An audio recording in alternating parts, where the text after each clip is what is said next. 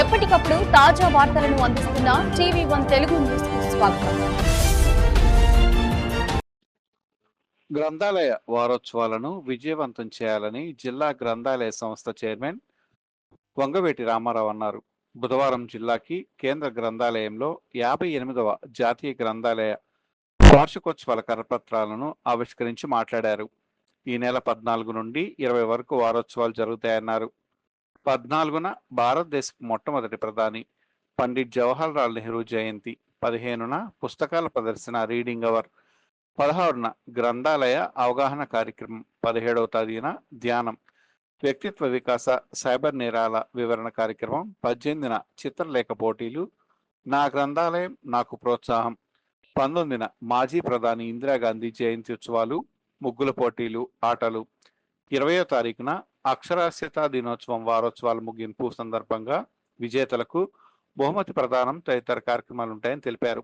ఈ వారోత్సవాలకు విద్యార్థులు, యువత, పట్టణ ప్రముఖులు, పాఠకులు, ప్రజలు అధిక సంఖ్యలో పాల్గొనాలని విజ్ఞప్తి చేశారు.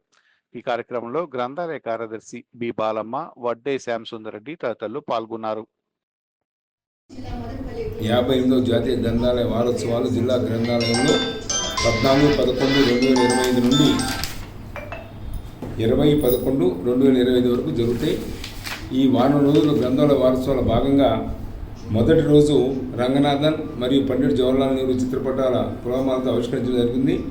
శనివారం 15వ తారీఖు నాడు పుస్తకాల ప్రదర్శన, కొత్త పుస్తకాల ప్రదర్శన, రీడింగ్ పవర్ కార్యక్రమం ఉంటుంది. 16వ తారీఖు గ్రంథాలయ అవగాహన కార్యక్రమం, డిజిటల్ లైబ్రరీ అవగాహన కార్యక్రమం, దాతల నుండి పుస్తకాల సేకరణ కార్యక్రమం, గ్రంథాలయంలో చదివిన ఉద్యోగులు సాధించిన ఉద్యోగుల నుండి పుస్తకాలు, స్టడీ మెటీరియల్ సేకరణ, 5 గ్రంథాలయ ఉద్యమకారులు వారి సేవలు స్మరించుకోవటం. సోమవారం ధ్యానము మరియు వ్యక్తిత్వ వికాస కార్యక్రమం ఉంటుంది. 2 వ్యాసరచన పోటీ ఉన్నత పాఠశాల విద్యార్థులకు, 3 ఉత్తమ గ్రంథాలయ పాఠకురాలకు సన్మానం దొరుకుతుంది. అలాగే గ్రంథాలయ ప్రతిజ్ఞ కూడా ఉంటుంది. 18వ తారీఖు నాడు చిత్రలేఖ పోటీలు పాఠశాల విద్యార్థులకు, చర్చా వేదిక గ్రంథాలయంలో మా ప్రోత్సాహం, గ్రంథాలయంలో చదువుకుని ఉద్యోగం సాధించిన వారి ఉపన్యాస కార్యక్రమం ఉంటుంది. 19వ తారీఖు నాడు మాజీ ప్రధాని దివంగత శ్రీమతి ఇందిరాగాంధీ జయంతి సందర్భంగా మహిళా పాఠకులు ముగ్గుల పోటీలు, రంగుల కార్యక్రమాలు ఉంటాయి. మహిళా విద్యార్థులకు చర్చా వేదిక ఉంటుంది. పిల్లలకు కుర్చీల ఆట కార్యక్రమం ఉంటుంది. 20వ తారీఖు గురువారం అక్షరాస్యత దినోత్సవం మరియు గ్రంథాలయ వారోత్సవాల ముగింపు సందర్భంగా వివిధ పోటీలో పాల్గొన్న వాళ్ళందరూ కూడా బహుమతి ప్రదానం చేయడం జరుగుతుంది.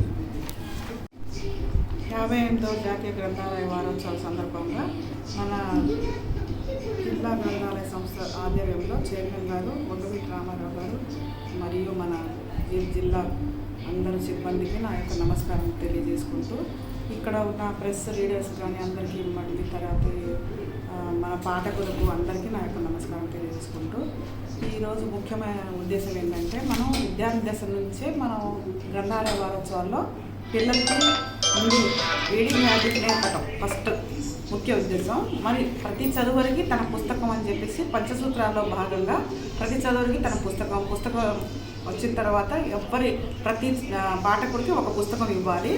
వాళ్ళు చదువుకున్న సమయం ఆదా చేయాలని చెప్పేసి, తర్వాత ఎప్పుడు నిత్యం పెరిగే సజీవ సంస్థగా మన గ్రంథాలయాన్ని చెప్పుకుంటాం. కాబట్టి ఎవరు పాఠకులు వచ్చినా మనం ఏ రోజుకు ఆ రోజు కొత్తగా నూతనంగా తయారు చేసి మనం పుస్తకం ఇవ్వటం మన ముఖ్య ఉద్దేశం.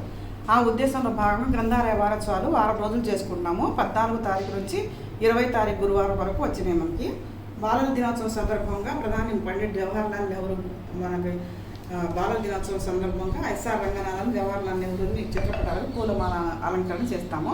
దాని తర్వాత 15వ తారీఖు పుస్తకాల ప్రదర్శన, కొత్త పుస్తకాల ప్రదర్శన, రీడింగ్ అవర్ కార్యక్రమం జరుగుతుంది. 16/11/2025 గ్రంథాలయ అవగాహన కార్యక్రమము, డిజిటల్ లైబ్రరీ అవగాహన కార్యక్రమం, దాతల నుండి పుస్తకాల సేకరణ కార్యక్రమం, మళ్ళీ మన దగ్గర నుంచి వాళ్ళు చదువుకొని ఉద్యోగాలు పొందిన వారికి సన్మాన కార్యక్రమము, గ్రంథాలయ ఉద్యమకారులకు వారి సేవలను మనం స్మరించుకోవడం. 17వ తారీఖు ఏంటంటే ధ్యానం, మెడిటేషన్, వ్యక్తిత్వ వికాస నిపుణుల చేత ఒక అవగాహన సదస్సు ఏర్పాటు చేస్తున్నాం మనం. తర్వాత 18/11/2025 మంగళవారం చిత్రలేఖన పోటీలు అన్ని 19వ తారీఖు మహిళా దినోత్సవ సందర్భంగా మరియు 20వ తారీఖు మొత్తం ముగింపు వారోత్సవ సందర్భంగా మన ఇక్కడ మన మంత్రివర్యులు గౌరవ మా ఉత్తమ్ కోమటిరెడ్డి గారు మన ఎమ్మెల్యే గారు ఉత్తమ్ పద్మావతి గారు మన గ్రంథాలయాన్ని మొన్ననే మన లైబ్రరీ శంకుస్థాపన జరిగిన తర్వాత మంత్రి గారు చేసిన తర్వాత పద్మావతి గారు మనకు ప్లాన్ ఇచ్చారు. ఆ ప్లాన్ మనకి 1.5 కోట్లతో కొత్త భవన నిర్మాణం చేయబోతున్నాము. మన మంత్రివర్యులకి వారికి వారి కుటుంబ సభ్యులందరికీ నా యొక్క ధన్యవాదాలు తెలియజేసుకుంటున్నాను.